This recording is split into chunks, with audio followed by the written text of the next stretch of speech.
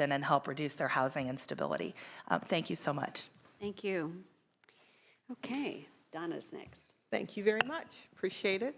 Ms. Sneeringer. Good morning, almost afternoon. It's somewhat humbling to be in front of such advocates for early childhood and childcare to talk about our issue, but I will do my best. And I've been asked to talk about why investments in early childhood education are important to our efforts to alleviate poverty. My name's Donna Sneeringer. I'm the Director of Government Relations with the Child Care Resource Center. We're a nonprofit child development agency providing subsidized child care resource and referral, and Head Start services in northern Los Angeles and San Bernardino County. All working families rely on child care and early learning to make it possible for them to get to their jobs daily and build a strong economic future. Child care is a reality of our economy and critical to the economic success of our state. Unfortunately, the cost of child care is far out of reach for many Californians, especially those living in poverty. According to the Center for American Progress, in their report From Poverty to Prosperity, expanding child care access would raise employment among low-income parents and help nearly 3 million parents nationally to escape poverty. According to the Child Care Aware of America report on the cost of care for a single infant in a family of 3 living in poverty, the cost of their child care alone is 50% of their annual income of $19,000 per year. Currently in Los Angeles County, the families we're serving in our CalWORKs and Alternative Payment Program earn on average only $16,000 per year. And according to the California Child Care Resource and Referral Network, a family at that level would pay over 55% of their income for a single preschool-age child. Clearly, once you add the cost of housing, food, let alone an additional child, you break the bank. Without child care subsidies, families are in a no-win situation, facing inconsistent and sometimes unsafe options for their care, which make maintaining employment challenging at best. Our agency has conducted research comparing family outcomes when they receive a subsidy or when they languish on our waiting list, and as you would expect, families experience increased economic stability and their children thrive once they're able to access a child care subsidy. We currently have over 25,000 income-eligible children on our eligibility list for our local alternative payment program alone. We currently serve about 10% of the statewide population for alternative payment programs, and based on this, and including all the child care center lists, we believe the estimates of 300,000 income-eligible children in California to be accurate. The California Child Care Resource and Referral Network estimates that we are currently serving only 18% of eligible children statewide. Clearly, we have much to do. To help move women out of poverty, access to flexible child care subsidies which meet the needs of our 24/7 economy are critical.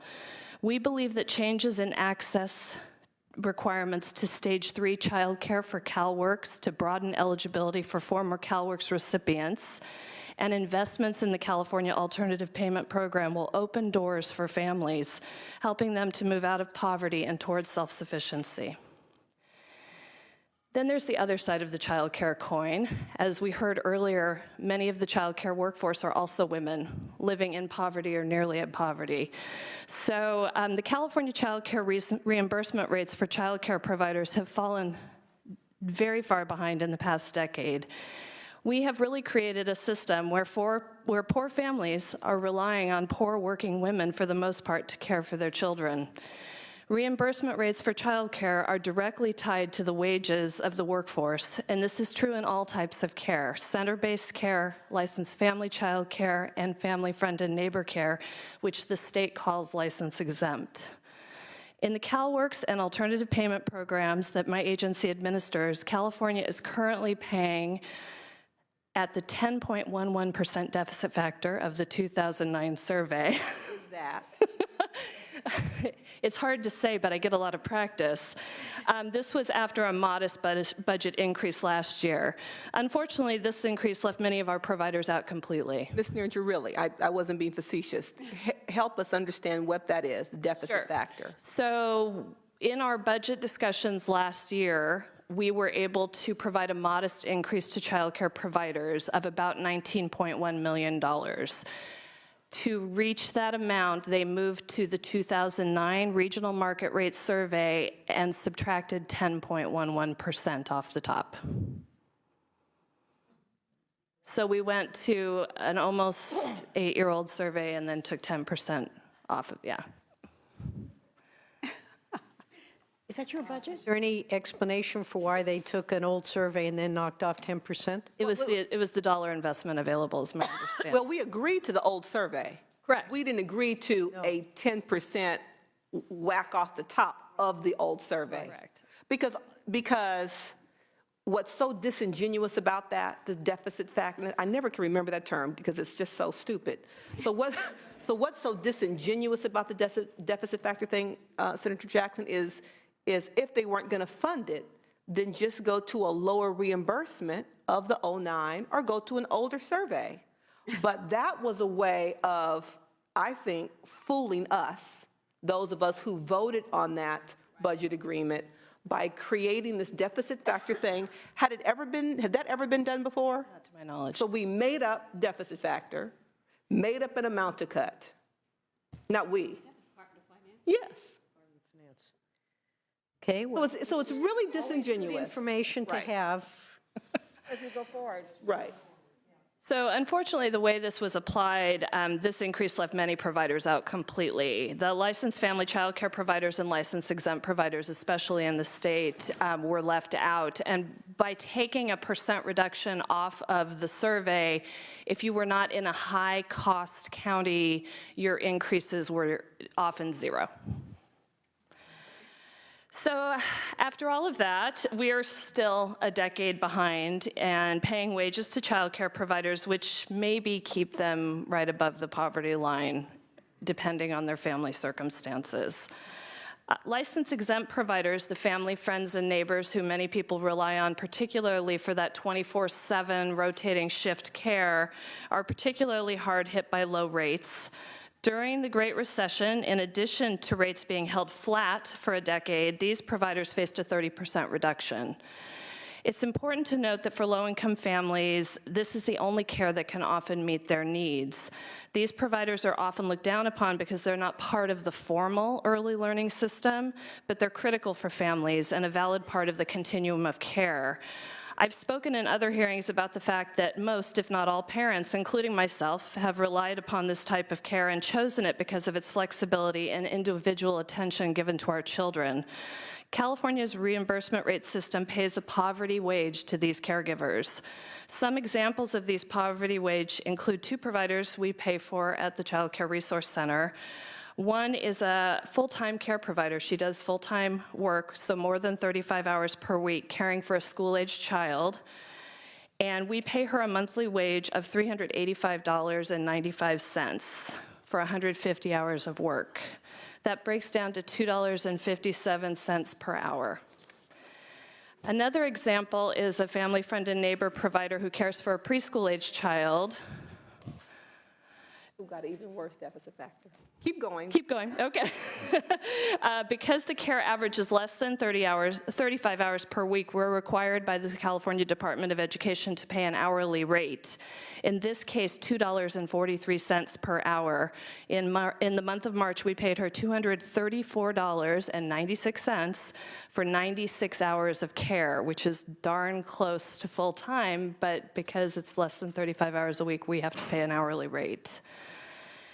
We believe these rates are not sustainable, and by not increasing them, we are losing access to childcare for families, both in their buying power when they are enrolled in the subsidy program, but also overall fewer families are served in the contract purchasing power is diminishing for the overall program. Pressures of important local initiatives to raise the minimum wage, while welcome, will place increasing pressure on the fragile California child care system and could force many licensed providers who pay classroom staff or family child care assistants to close, as they will be unable to pay the additional wages with current reimbursement levels. We're very supportive of the California Legislative Women Caucus budget proposal to invest $600 million in the California Child Care and Development System, and we believe focusing efforts on reimbursement rates first is critical as it will stabilize the system and secure existing slots. Thank you. Thank you, Ms. Nieringer. And last but not least, Ms. Bartholow from the Western Center on Law and Poverty. Isn't $2 an hour illegal? And inhumane? Well, yeah, absolutely, but, Wage, right, so I mean, you're what, $6 away from minimum wage? How does this happen? I mean, how does this happen without there being a lot more noise about it? The way family, friend, and neighbor license exempt providers are paid is on a per-child basis, and the Department of Education uses a formula deriving a rate from the licensed family child care rate. So they take a percentage below what the market pays licensed family child care. And the rationale is because they haven't incurred any of the Business expenses expenses. that goes along with licensure. Correct. Business-oriented expenses, but it has nothing to do with really the amount of time spent with the child in terms of your. Correct. And I think that it's also important to note that prior to the budget cuts that were taken in 2011, I believe, we paid the family, friend, and neighbor caregivers 90% of the family child care rate. We now pay them 60%. So by continuing to diminish the total of the family child care rate, that's how you've gotten to that level. So if LA County or LA City childcare raises the minimum wage to $15, that doesn't affect these workers? Not the way that we currently contract with them, no. Because remember, these, correct me at any time I go left and I'm wrong, because the child care reimbursement rate is set in the state budget every year. Correct. Based So it's outside, based upon the deficit factor thing. Remember, this feeds into it. It's set in the budget, and so it has nothing to do with minimum wage anywhere. Correct. The rate is set in the budget. An arbitrary decision was made, Well, I think. Shouldn't it just in the budget, shouldn't these things just naturally reflect the minimum wage? At least? From my perspective, yes, but I'm not running anything. Yes, it should reflect something close to a living wage. But it recognizes, I think, a tiered system that matches a valuing of the child care environment. And so centers are at one level, family daycare at another level, even though they got the deficit factor drama, and then family, friend, and neighbor, in our world, license exempt, is at another level. And so license exempt care is always a fraction of the family daycare level. And I think as we've talked about culture shift and the earlier comment about we devalue mothering industries, this is a perfect example of the devalue of the mothering industry. I think that is exactly right. It's a question of how we value. And you made some comment about because they don't incur additional expenses, and yet isn't caring for someone, that is effort. It may not be, pushing something up a hill, requires strength, but isn't that just another example of how we value that, but we don't value what is frequently looked at as women's work? So given that we have a fairly large contingent of women in the legislature and a few good men, or maybe many good men, we may find that out. I think we need to have that discussion as clearly and as loudly as we can. I'm really astonished. $2 an hour. Because I would argue, I appreciate that licensure and the other aspects of running a business, there are expenses.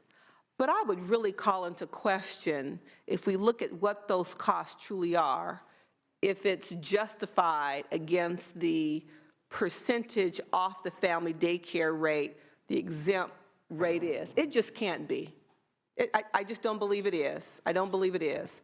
And, as a woman who had her child when I worked in and around the building, And my work, when I was lobbying for the Western Center, and my work schedule was based on the legislature's work schedule, it was family, friend, and neighbor, who I relied on for my infant and toddler during budget season, during end of session, during these marathon hearings that went on into the night. And so when we talk about women having limited options based on the nature of your work, family, friend, and neighbor is a reality for all of us, regardless of where you are on the socioeconomic spectrum. It's just a reality.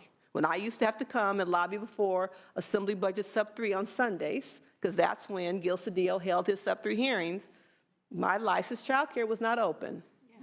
So either he came to the budget hearing, which wasn't pretty, or it was family, friend, and neighbor. So I agree with you, Senator Jackson. It's important to have the conversation. And maybe we begin with looking at, on average, licensure costs, you know, the different requirements for a license-exempt home versus family daycare, and see if we can begin to, you know, quantify the differences. Because I would bet it wouldn't justify $2 an hour.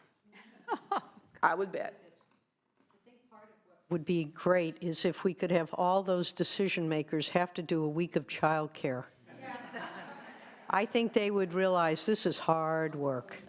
And to do it well, we should be honoring that work. But I do think it really, you know, I'm a recent grandma, and it's been a long time since I had to focus on how hard it is to work with your own child on a 8-10 hour a day basis. And, you know, the best part of being a grandparent, besides the great joy of having a common enemy, you know, is You get to leave. is you get to hand them back and say, here, I'm tired. But when you're doing childcare, you don't get that. And, you know, it isn't Leave It to Beaver world anymore or whatever. I mean, and I think there are just far too many people who make the political decisions and the policy decisions who either don't know or have forgotten how challenging and yet how important that work is. So maybe that would be something we should give some thought to. I agree. I'll volunteer mine. I'll bring him. Ms. Bartholow, please forgive us for our distraction over $2 an hour for childcare work, but Jessica Bartholow, Western Center Law and Poverty. Thank you, Chairwoman Mitchell and members of the committee. I was asked to focus my comments today on the CalWORKs program and how do we find opportunity for families who are receiving assistance through that program. Starting off by just pointing out that opportunity doesn't exist, and it was very hard to find below 50% of the federal poverty line. That it's really hard to grab the ring of opportunity when you're holding on so tightly to the ring of safety and perseverance, especially when the likelihood that you'll hit the floor before you hit the safety net that's supposed to keep you safe if you drop. Below 50% of the poverty line, children are more likely to experience hunger on a regular basis. When pediatricians warn that even one incidence of hunger can impact a lifelong learning and development of a child and their resiliency. Below 50% of the poverty line, families are more likely to join the record number of homeless families here in California, now almost 300,000 of them, who are already living in tents, in cars, garages, and if they're lucky, in a motel or a shelter. Below 50% of the poverty line, families are less likely to be able to access health care, vaccines, dental care, eye care that the state of California has already paid for them to have, and they're more likely to go to the emergency room. Below 50% of the poverty line, maternal depression is prevalent. This is induced and influenced by the fact that mothers are unable to care for the basic needs of their children. Below 50% of the poverty line, girls and boys become young parents far too often because the saying, wait until you graduate from college, has no meaning to them. Most will not graduate from high school or ever leave deep poverty. Below 50% of the poverty line, children and adults are likely to be pushed into the criminal justice system because they had the audacity to sleep on a bench when they had no home, They couldn't pay a parking ticket, or they got a truancy ticket from their school police officers because they couldn't afford the bus fare to get to school. And below 50% of the poverty line, the kids who are able to make it to school are so mired with the fog of stress and anger and resignation caused by deep poverty and the way they are treated by their peers, by their leaders, by their community, based on their income of their parents, to ever succeed at school. Below 50% of the poverty line, as you have heard from the presenters before me, is a cruel and inhumane place to live. It's undignified, not just for the people who live there, but for the leaders of our state who allow them to, and the people who elect them.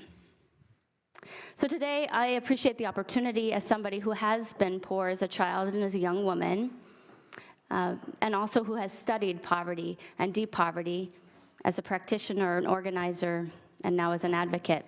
And I offer the following recommendations from Western Center. First and foremost, we need to increase the grant levels.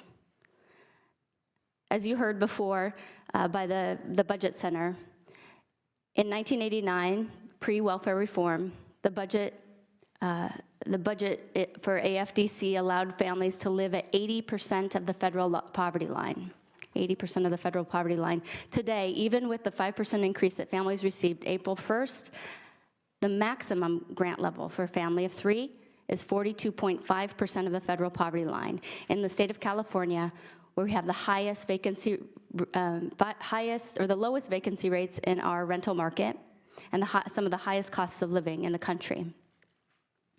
When a family is ineligible, has one person ineligible, either because of a sanction or the maximum family grant rule, which I'll speak about in a minute, their benefits go down to 35% of the federal poverty line. While some families can supplement these amounts with work, very few do. And this is because finding, securing, and maintaining stable work is difficult, if not impossible, while living in deep poverty.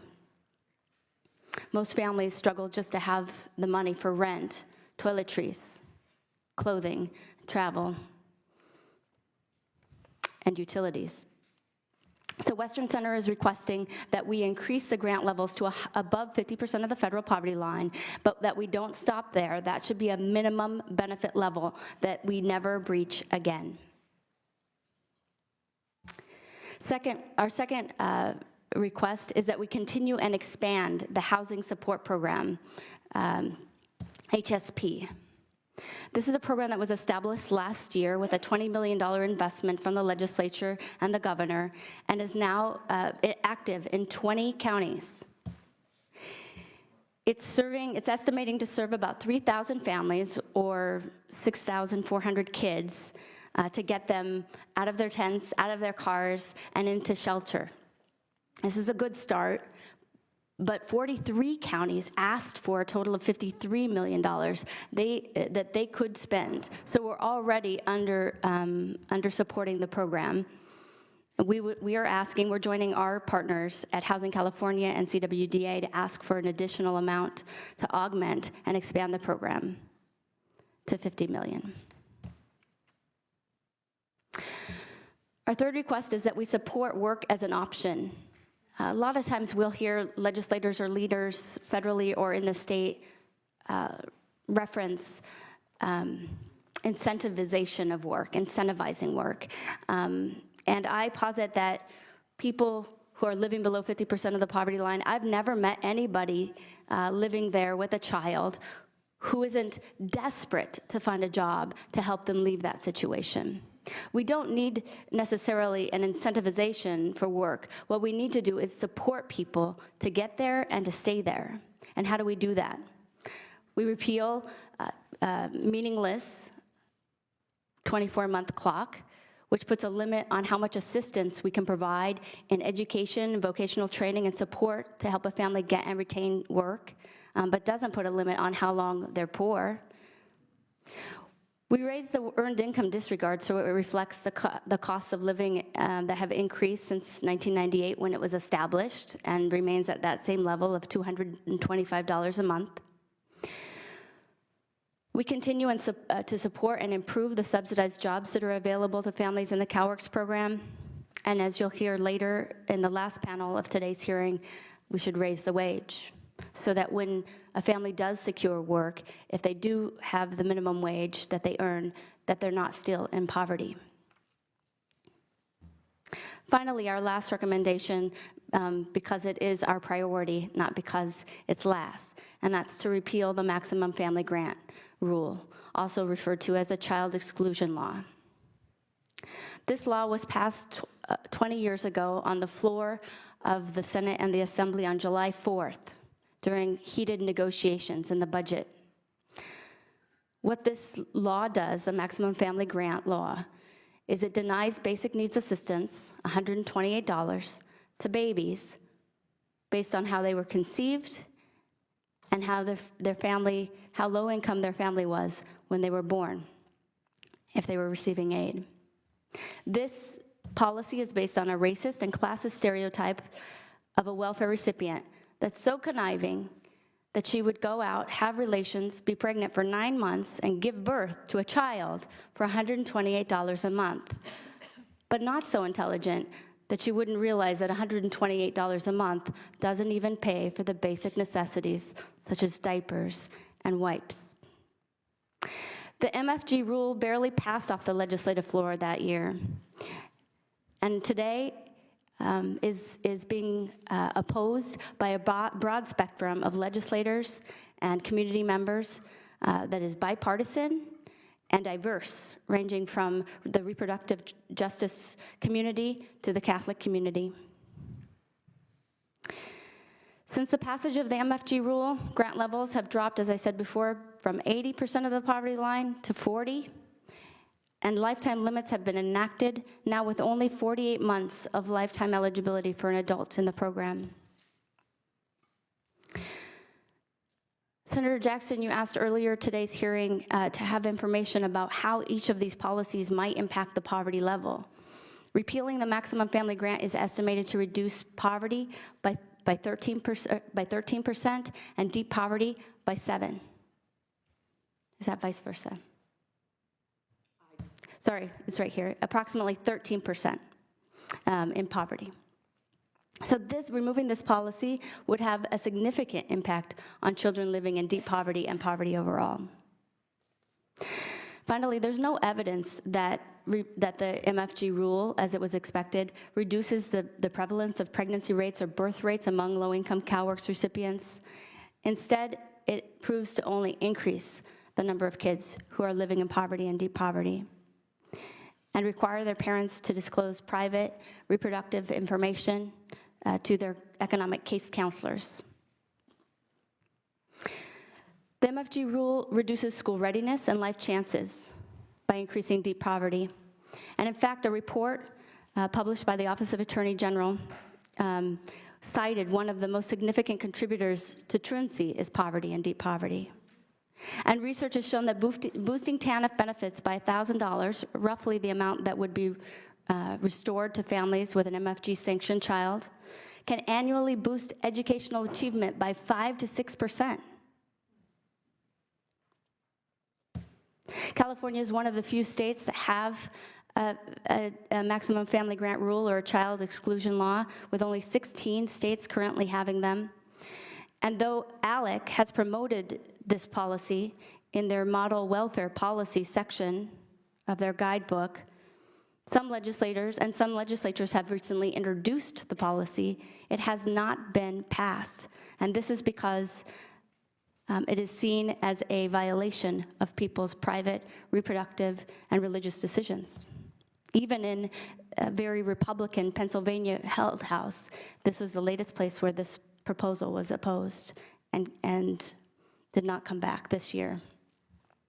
So in closing, I appreciate the opportunity to be here today and to thank you, Chairwoman Mitchell, for prioritizing the work of ending childhood deep poverty in California, and the chairwoman of our Women's Caucus, Senator Jackson, for leading the way in the Stronger California agenda, which includes repeal of MFG and some of these deep poverty measures in the women's legislative agenda.